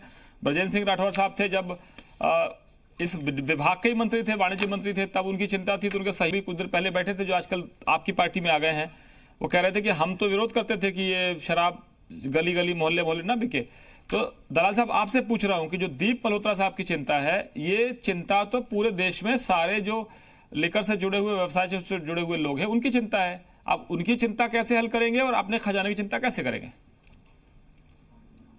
मल्होत्रा साहब की जो चिंता है कि व्यवसायी के तौर पे इन्होंने अपना पक्ष रखा है कि इन्होंने ठेके ले चुके हैं, ये पैसा जमा करा चुके हैं और पंजाब सरकार को से इनकी जो समस्याएं हैं, हमारी सरकार का विषय तो इसमें नहीं है।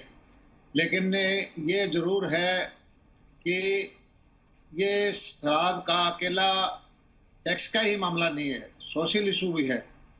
हमने पहले भी, हरियाणा ने एक बार शराबबंदी की थी लेकिन दोबारा उसको खोलना पड़ा, और जिन प्रदेशों में शराबबंदी है वहाँ पर भी पूरी तरह से उसको कामयाब नहीं कर पाए।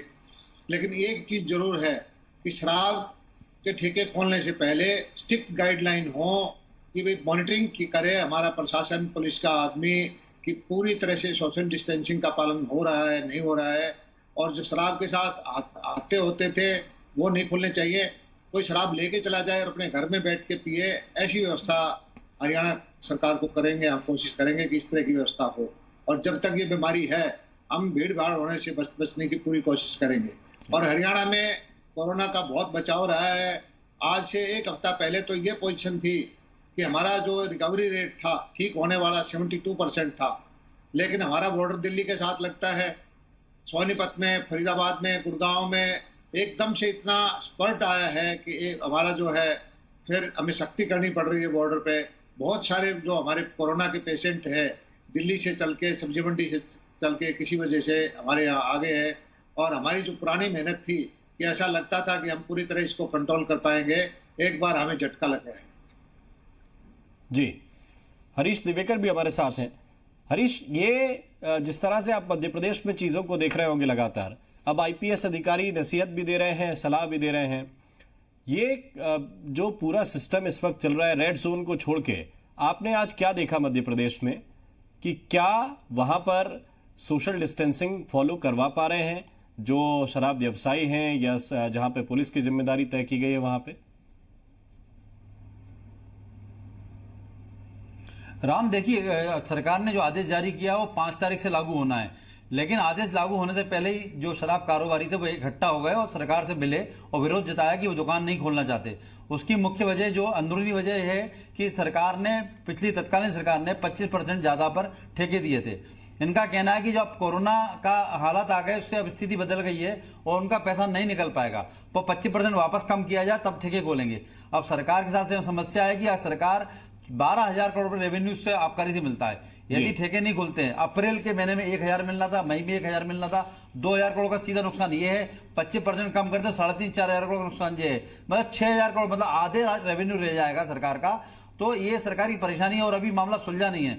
कल दुकानें खोलनी है, ठेकेदारों ने मना कर दिया दुकानें खोलने के लिए, तो अब स्थिति ये हो गई है खोले कैसे। दूसरी बात रही सोशल डिस्टेंसिंग की। अगर शराब बेचते हुए सोशल डिस्टेंसिंग हो जाएगी, लेकिन पीने के बाद आदमी अपने डिस्टेंसिंग भूल जाएगा। कोरोना का संक्रमण जिसके रोकने के लिए 45 दिन लॉकडाउन किया गया था, तैयारी की गई थी, एक देखिए वो वापस से नए कैरियर पैदा कर देगी, नई चेन से मतलब तैयार कर देगी। हरीश, 45 दिन बाद मिली है तो हो सकता है कि डबल डोज भी चले, और उसके बाद फिर भूलने का, तो पीना तो इसलिए कि सब कुछ भुलाना है, गम भुलाना है, उसमें क्या बात है, और इसीलिए तो पी रहे हैं और इतनी रिस्क ले रहे हैं। कोरोना से भी लड़ेंगे, सरकार से भी लड़ेंगे, प्रशासन से भी लड़ेंगे, और फिर पी के आनंद भी ना है और होश भी ना खोए तो फायदा क्या है? राठौर साहब, हरीश कह रहे हैं कि इनकी चिंता है सरकार की। अब आपकी सरकार तो रही नहीं कि 1,200 करोड़ का, अगर आपका हर महीने का 1,000 करोड़ का नुकसान है, 12,000 करोड़ का रेवेन्यू था आपका, और 25% बढ़ा के लिया आपने, तो उनसे तो आपने बढ़ा के ले लिया, आप खोल के क्या करेंगे? कह रहे हैं हमारी दुकान तो ऐसी चौपट है। देखिए, इस बात से मैं सहमत हूं, क्योंकि मैंने पैसा तो बढ़ाया था, पहली साल भी बढ़ाया, दूसरी साल भी बढ़ाया, और मेरा मानना यह था कि शराब पीने पे थोड़ा सा रोक भी लगे और सरकार का राजस्व भी बढ़े, और राजस्व बढ़ा भी था। लेकिन अब जो वर्तमान की परिस्थिति है, कोरोना के कारण जो स्थिति बनी है, ठेकेदारों का पक्ष भी अपनी जगह सही है, क्योंकि उनका पैसा तो नहीं निकल सकता। अब सरकार को यह निर्णय करना है कि किस तरीके से उनको कहीं ना कहीं मदद उनको भी करें। और मेरा केवल 2-3 बातें मैं आपके बीच में कहना चाहता हूं। नंबर 1, धनबल और जनबल, जो आपने शब्द आप यूज कर रहे थे, सरकार, केंद्र सरकार का भी शुरू से मानना यह रहा कि उसने जनबल की तरफ ध्यान दिया। हमारा नुकसान हुआ, स्टेटों का नुकसान हुआ, केंद्र का नुकसान हुआ, लेकिन पहली प्राथमिकता थी कि हमें अपने नागरिकों को सुरक्षित रखना है, देश को सुरक्षित रखना है। जब इतना दिन, 40 दिन, 45 दिन हमने गुजार लिए, तो 17 तारीख में दिन कितने बचते थे? कम से कम 17 तारीख तक इस पर इंतजार हम कर सकते थे। अगर हमें शराब के व्यवसाय से नुकसान हुआ, तो पर्यटन का क्षेत्र भी ऐसा है जिसकी वजह से भी बहुत नुकसान पूरे देश को हुआ जी, तो उसके ऊपर भी फिर हम विचार कर सकते हैं। तो ये हमें ध्यान देना चाहिए था। मेरा मानना यह है कि 17 तारीख के बाद इसको धीरे धीरे आप खोलने का काम करें, सोशल डिस्टेंसिंग की आप व्यवस्था करें। जो मजदूर हमारे उधर उधर फंसे हैं, प्राथमिकता के आधार पर केवल बातें करने से नहीं, बातें तो मैं भी रोज टीवी पे सुन रहा हूं कि सब व्यवस्था हो गई है, कि वो बेचारे नासिक से लेकर ट्रेन से लाया जाता है, कहा यह जाता है कि हम फ्री में ला रहे हैं, लेकिन वो अपने टिकट दिखाते हैं कि 300 रुपए का टिकट था, 315 रुपए सबसे चार्ज हुआ है। सोनिया गांधी जी अगर बोलती हैं तो अब विरोधाभास शुरू हो जाता है। लेकिन इनसे हमें इन मजदूरों का ध्यान रखना पड़ेगा, क्योंकि ये हजारों की संख्या में आज अलवर से थोड़ी देर पहले ही मेरे फोन आ रहा था कि साहब हमारे पास साहब अगर रेलवे कह रहा है कि 85% हम दे रहे हैं, 15% स्टेट को चार्ज कर रहे हैं, तो मजदूरों से तो पैसा नहीं ले रहे, वो कह रहे हैं। नहीं, मेरा एक मिनट, मैं पूरे अपना सेंटेंस पूरा कर लूं जी। नहीं, एक सेकंड, मैं पूरा सेंटेंस कर दूं। नहीं, वो पैसा जो है किराए का पैसा तो उन्होंने पूरा दिया है। जो मजदूर बाहर फंसे हैं उनको पैसा देने की आवश्यकता है। हमारे मुख्यमंत्री जी ने कहा कि 1,000 रुपए हम भेज रहे हैं, लेकिन आज ही मैंने 1,000 लोगों की लिस्ट सौंपी है जिनको एक पैसा आज तक नहीं मिला, वो वहां पे फंसे हैं और भूख से कगार के ऊपर खड़े हैं। तो मेरा ये कहना है कि केंद्र सरकार जो पैसा है, जीएसटी का पैसा जो राज्य का हिस्सा है, मैं खुद जब मंत्री था, मैं एक बार नहीं कई जीएसटी काउंसिल में देश की फाइनेंस मिनिस्टर्स के साथ मिला। पंजाब के आपके ही जो है वो फाइनेंस मिनिस्टर हमारे साथ रहे और भी कई प्रदेशों के, हम लोगों ने सामूहिक रूप से बात रखी, लेकिन कभी भी जीएसटी का पैसा राज्यों को समय से नहीं मिल पाया। आज भी मैं आपके माध्यम से कह रहा हूं, भले ही मैं पूर्व हूं, लेकिन राज्य का हित हमारा हित है। केंद्र सरकार को जीएसटी का जो पैसा है वो राज्यों का हक देना चाहिए, ताकि सुबोध उनियाल जी हो और उनके भी काम ये इतना कंफ्यूजन आखिर क्यों हुआ मजदूरों के किराए को लेकर? और सोनिया गांधी ये कह रहे हैं कि जब इतना पैसा 151 करोड़ रुपए रेलवे केंद्र को दे सकता है, पीएम फंड में दे सकता है, तो फिर मजदूरों से चार्ज क्यों किया गया? ये आरोप कांग्रेस पार्टी ने लगाया। ये कंफ्यूजन क्यों हुआ? बाद में रेलवे को सफाई देनी पड़ी।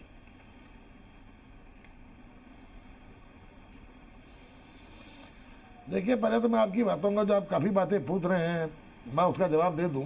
आपने कई बातें कही, सुबोध उनियाल जी भी सहमत होंगे, फलाने भी सहमत होंगे। पहले तो मेरा मानना है कि निश्चित रूप से, क्या आप ड्रिंक करते हैं नहीं करते हैं महोदय? कभी नहीं। चलिए, अच्छी बात है, बहुत बढ़िया बात है, साधुवाद है आपको। लेकिन मेरा ये मानना है, देखिए, सरकार की जिम्मेदारी सोशल सेक्टर की हमारी जितनी योजनाएं हैं उन योजनाओं में प्रभाव न पड़े, उन प्रभावी ढंग से सोशल सेक्टर की योजनाओं को हम करते रहे। आप देख रहे हैं, हमने डेवलपमेंट की तकरीबन जितनी योजनाएं जो थी, जो सोशल सेक्टर से नहीं जुड़ी हुई है, उनको स्थगित करने का निर्णय लिया है। आज सबकी सबसे बड़ी जिम्मेदारी ये है कि हम सोशल सेक्टर को किस तरह से खड़ा कर सके, स्वरोजगार की संभावनाओं को किस तरह बढ़ा सके। और तकरीबन हर राज्य की स्थिति है कि लाखों लोग रिवर्स माइग्रेशन पे आए हैं। आज हम उन सब के लिए किस तरह की योजना बने, किसानों को किस तरह से कितनी ज़्यादा से ज़्यादा छूट दिया सके, इस पर हम लोगों ने काम किया। और कहीं भी उसको हार्वेस्टिंग से लेकर के विपणन तक उसकी कोई समस्या ना हो, इसको इंडस्ट्रीज को लेकर के तमाम हम उसको रिलीफ देने जा रहे हैं।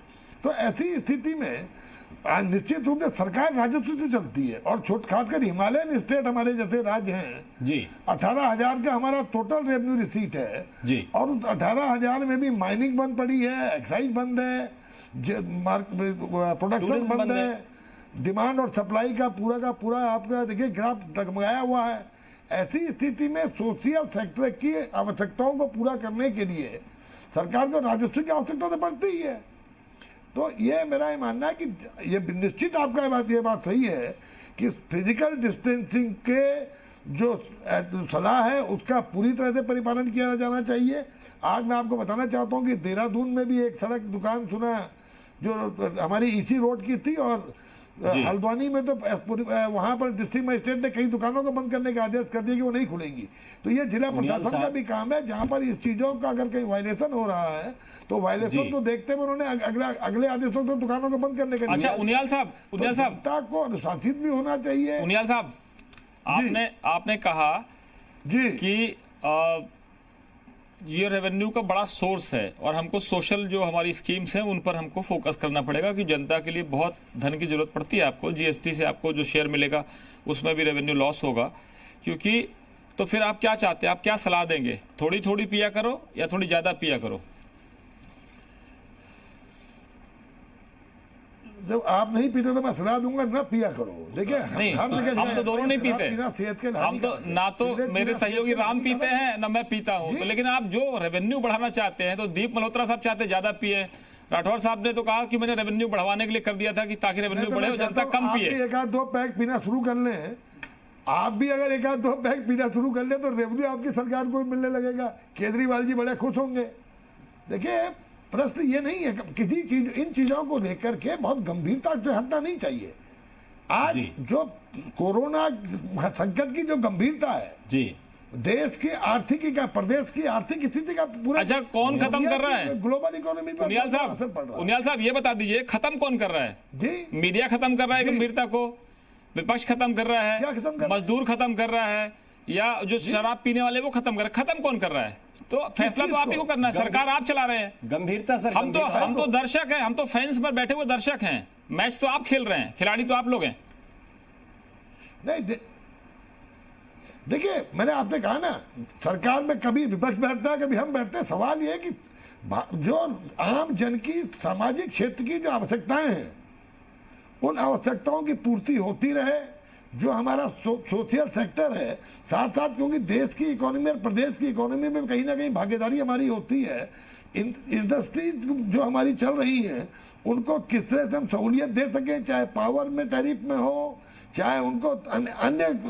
मेरे पास कल ही उत्तराखंड के उद्योग प्रतिनिधियों का एक प्रतिनिधिमंडल आके मिला और उन्होंने अपना जो डिमांड लेटर दिया उसमें कम से कम 12-14 उनकी अच्छी डिमांड्स हैं, जिनको मैं समझता हूँ, जो मुझे एक व्यक्ति के तौर पर अगर मैं सरकार में ना बैठा हूँ तो उनसे इत्तेफाक करता हूँ, लेकिन सरकार में बैठकर किस तरह आर्थिक संसाधनों को देखते हुए उन पर निर्णय लेना है ये एक दूसरा पहलू है। लेकिन हमें हर वर्ग की सुविधाओं को ध्यान में रखते हुए, यही बेबाकी है उनियाल साहब, इसी के लिए आप जाने जाते हैं। किसी भी सरकार की, उनियाल साहब आपकी बेबाकी के लिए आप जाने जाते हैं और हम चाहते हैं कि आप ऐसे ही रहें, जनता आपको ऐसे ही पसंद करती है, क्योंकि जिस बेबाकी से आप बात करते हैं वही जरूरी है राजनीति में। पार्टी एक मजबूरी है, संगठन में रहना एक व्यवस्था है, उसके हिसाब से आपको चलना पड़ेगा, लेकिन ऐसे भी राजनेता चाहिए। दलाल साहब और दीप मल्होत्रा साहब, दलाल साहब आपकी चिंता है खजाना, दीप मल्होत्रा साहब की चिंता यह है कि सरकारों ने रेवेन्यू बढ़ाने के लिए हमको लंबी चौड़ी एक वो थमादी के साथ रेवेन्यू बढ़ाई है, उनको किसी को पता नहीं था, आपको भी पता नहीं था कोरोना आएगा।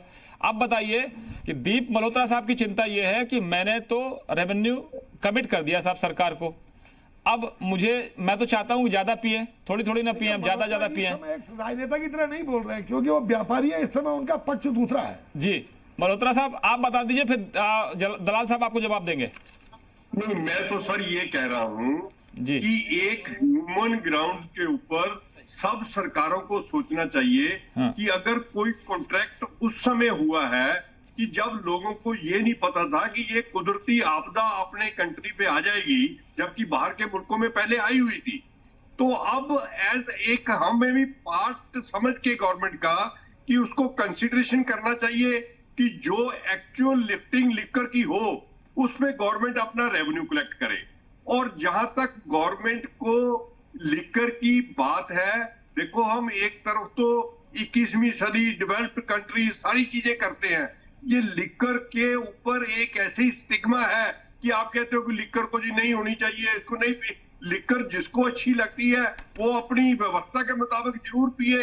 आफ्टर ऑल गवर्नमेंट को रेवेन्यू भी चाहिए, लेकिन एक लोगों के लिए आज इतना बड़ा इतना वर्क करते हैं लोग, उस टेंशन को रिलीव करने के लिए भी ये चीज एक है। और सब आदमी अगर अपनी खुशी से कोई लेते हैं तो मुझे लगता नहीं है कि इस बात पे अब जाना चाहिए, क्योंकि कई बार करप्शन की बातें हो चुकी है और सब फेलियर हुई है। और आज भी जो हिंदुस्तान में 1-2 स्टेट्स है उनमें कोई चीज नहीं है। आज जितनी भी कंट्री में सारी चीजें ये चल रही हैं, गवर्नमेंट को पॉजिटिव थिंकिंग लेके चलना चाहिए, रेवेन्यू की तरफ ध्यान जरूर देना चाहिए, लेकिन इंडस्ट्रीज की तरफ भी जरूर होना चाहिए। इंडस्ट्रीज को, व्यापारी को एक अच्छे नजरिए से देखना चाहिए। ये हमारी एक कलेक्टिव एजेंसी है जो 6,200 रुपया पंजाब गवर्नमेंट को इकट्ठा करके देती है। अगर इनको कोई कुदरती आपदा आ गई है इस कंट्री में तो वो गवर्नमेंट कंसिडरेशन पे ले, आगे फिर सालों से हम पैसे गवर्नमेंट को इकट्ठे करके देते आ रहे हैं, अगले सालों में और अगर कोई बढ़ेगा रेवेन्यू तो और बढ़ जाएगा जी। तो इसलिए मेरी तो रिक्वेस्ट ये है कि गवर्नमेंट को एक व्यापारी को भी देखना चाहिए। ये जो आज प्रॉब्लम है कि लॉकडाउन 40 दिन के बाद खुला है, इसलिए इतनी ज्यादा चीजों की दिक्कतें आ रही हैं, उसके लिए पंजाब के पास 2-3 दिन का जो समय है हम उसको वचनबद्ध तरीके से व्यवस्थित करेंगे ताकि लोग सोशल डिस्टेंस का मेंटेन कर सके और ये प्रॉब्लम इतनी ज्यादा ना कभी आए। जी तो जेपी दलाल उसमें होते ठीक बिल्कुल सरकारों के दलाल साहब होना चाहिए, इसके रेवेन्यू का एक बड़ा पार्ट है। जी जी आज मैं ध्यान में एक बात सभी के लाना चाहता हूँ, सभी प्रदेश सरकार की आर्थिक हालात एकदम से लड़खड़ा गई है। सब प्रदेश सरकारों का जो रेवेन्यू मान लीजिए 100 रुपए होता था, उसमें से 70 रुपए तो सैलरी में चला जाता था, 70-75 रुपए, 20-25 रुपए डेवलपमेंट के लिए, सोशल सर्विसेज के लिए, सोशल प्रोग्राम के लिए इसलिए खर्च होता था। लेकिन पिछले 2 महीने में हमारे जो ध्यान में है, चाहे वो पंजाब की सरकार हो, राजस्थान की हो, हिमाचल की हो, या हरियाणा की हो, या दिल्ली की हो, 15% रेवेन्यू आया है। सरकारों के पास सैलरी देने का पैसा नहीं है और सारा बोरो करके सैलरी दे पाए हैं। और उनको सरकारों को ये अधिकार है कि लोग जनहित के देखते हुए अपने जो योजनाएं किसी तरह से बनाएं कि टैक्स कलेक्शन की, कि सर्वाइव करना भी आज के दिन में वो बहुत जरूरी है। किसी को नहीं पता था कि ऐसी हालात आएगी, किसी ने नहीं सोचा था कि एकदम से सारे देश के काम धंधे सब, हवाई जहाज, ट्रेन, कॉलेज, स्कूल, हॉस्पिटल सब एकदम से हॉस्पिटल को छोड़ के बंद हो जाएगा। रेवेन्यू के सोर्स जो है सारे एकदम से बंद हो गए हैं। तो धीरे धीरे करके सोच विचार करके सरकारों को रेवेन्यू बढ़ाना पड़ेगा और इस आपदा की घड़ी में खर्चा भी सोशल सर्विसेज पे, सोशल सिक्योरिटी पे, समाज की जो जन उपयोगी योजनाएं हैं उन पर खर्चा करना पड़ेगा। खर्चा तभी करेंगे जब कहीं न कहीं से उनके पास पैसा आएगा। सरकारों के पास भी एक वो बड़ा जो है गंभीर चुनौती है और धीरे धीरे करके विचार करके सभी सरकारों को, इसमें एक पार्टी की सरकार का मुद्दा नहीं है या हरियाणा या पंजाब या अकेले किसी 1-2 प्रदेश का नहीं है। आज सारे देश की सरकारों का, प्रदेश की सरकारों का ये हाल है और भारत सरकार का भी यही हाल है। उसके पास भी जो है जीएसटी के कलेक्शन होता था, जब कोई काम धंधे चल ही नहीं रहे तो उसके पास कहाँ से जीएसटी आएगा और कहाँ से प्रदेश को जीएसटी का शेयर आएगा। तो इस वक्त मुद्दा ये है कि किस तरह से सही रास्ते से बगैर जनता को ज्यादा तंग किए, किस तरह से धीरे धीरे करके टैक्स की कलेक्शन करते हैं। जी मल्होत्रा साहब, मल्होत्रा साहब आपकी रेड में दुकानें ना खुले या होम डिलीवरी की तरफ, ये सर्विसेज की तरफ ना जाए कि हम फ्री होम डिलीवरी कराएं। इस तरफ आज के कोरोना के टाइम पे ये होम डिलीवरी की सिस्टम नहीं होना चाहिए और ना ही ये ठेके रेड जोन में है वो खुलने चाहिए ताकि कहीं ऐसा ना हो कि इसका कभी कल कोई नुकसान हो जाए। जी हरीश जो सबसे इंपॉर्टेंट बात जेपी दलाल साहब ने कही है वो ये कही है कि सरकारों के पास सैलरी देने के लिए पैसे नहीं है और वो बोरो कर रही हैं, वो कर्ज लेकर सैलरी बांट रहे हैं। एमपी की सरकार गले तक कर्ज में डूबी हुई है, चाहे पिछली सरकार का हाल रहा हो, इससे पहले शिवराज सिंह चौहान खुद लगातार 15 साल तक रहे हैं तो उन्होंने 3 टर्म संभाले, चौथे टर्म वो फिर आ गए हैं।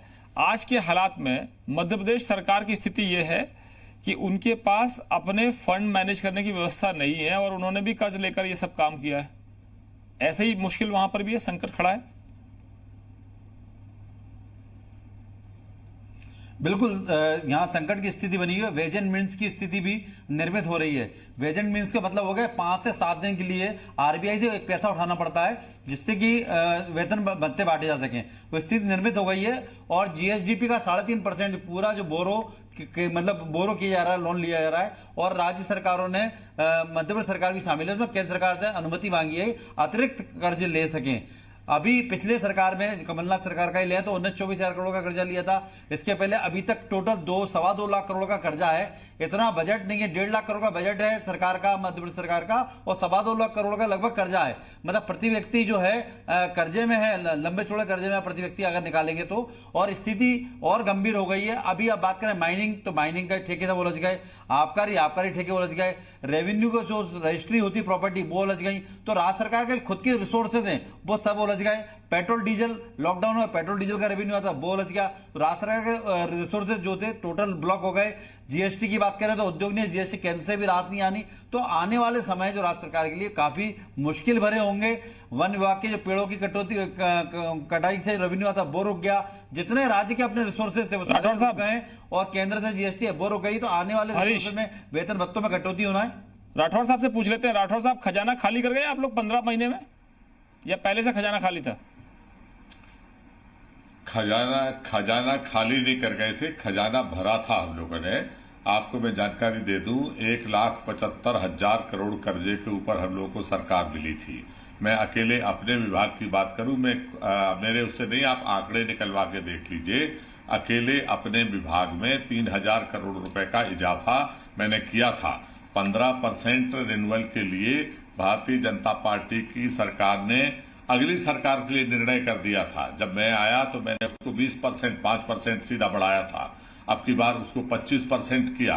तो ये बढ़ाने का काम हम लोगों ने किया था, रियायत देने का काम हम लोग। राठौर साहब, वक्त की कमी है। राठौर साहब, वक्त की कमी है, 20% वक्त की कमी है। एक आखिरी टिप्पणी छोटी-छोटी, मैं इसलिए राठौर साहब, एक आखिरी टिप्पणी सबसे छोटी-छोटी कि मजदूरों को लाने पर, मजदूरों के रिटर्न टिकट पर राजनीति और मय खाने पर एक नीति।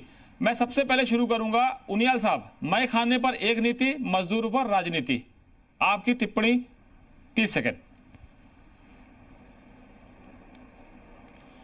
मजदूरों पर कौन सी राजनीति आपको दिखाई दी मेरे भाई? आपके नेता ही कह रहे हैं कि सोनिया गांधी राजनीति कर रही हैं। हेलो, अरे आपके नेताओं ने कहा कि सोनिया गांधी कांग्रेस की अध्यक्ष राजनीति कर रही हैं।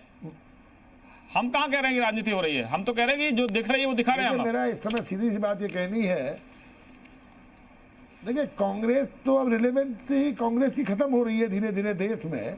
लिहाजा मैं तो कांग्रेस क्या कह रही है क्या नहीं कह रही है उस पर बहुत ज़्यादा रिएक्ट करता ही नहीं हूँ। लेकिन मेरा आपसे ये मानना है, इस समय कोई भी पार्टी हो, कोई भी व्यक्ति हो, चाहे वो सरकार में हो, सरकार के बाहर हो, आज उसकी जिम्मेदारी ये है कि वो इस लड़ाई से, जो कोरोना महामारी से संघर्ष में किस तरह जनता, देश जीते और किस तरह कोरोना हारे, इसके लिए हर चीज़ों से ऊपर उठकर आज समाज के अंदर कमजोर वर्ग की मदद कैसे की जा सकती है, लोगों को जागरूक कैसे किया जा सकता है। दलाल साहब, जो राज्य एक छोटी सी टिप्पणी, दलाल साहब एक छोटी सी टिप्पणी सकता है, दलाल साहब हर व्यक्ति को आज अपने सहयोग देने की आवश्यकता है। दलाल साहब, मजदूरों पर राजनीति क्यों और शराब पर एक नीति क्यों?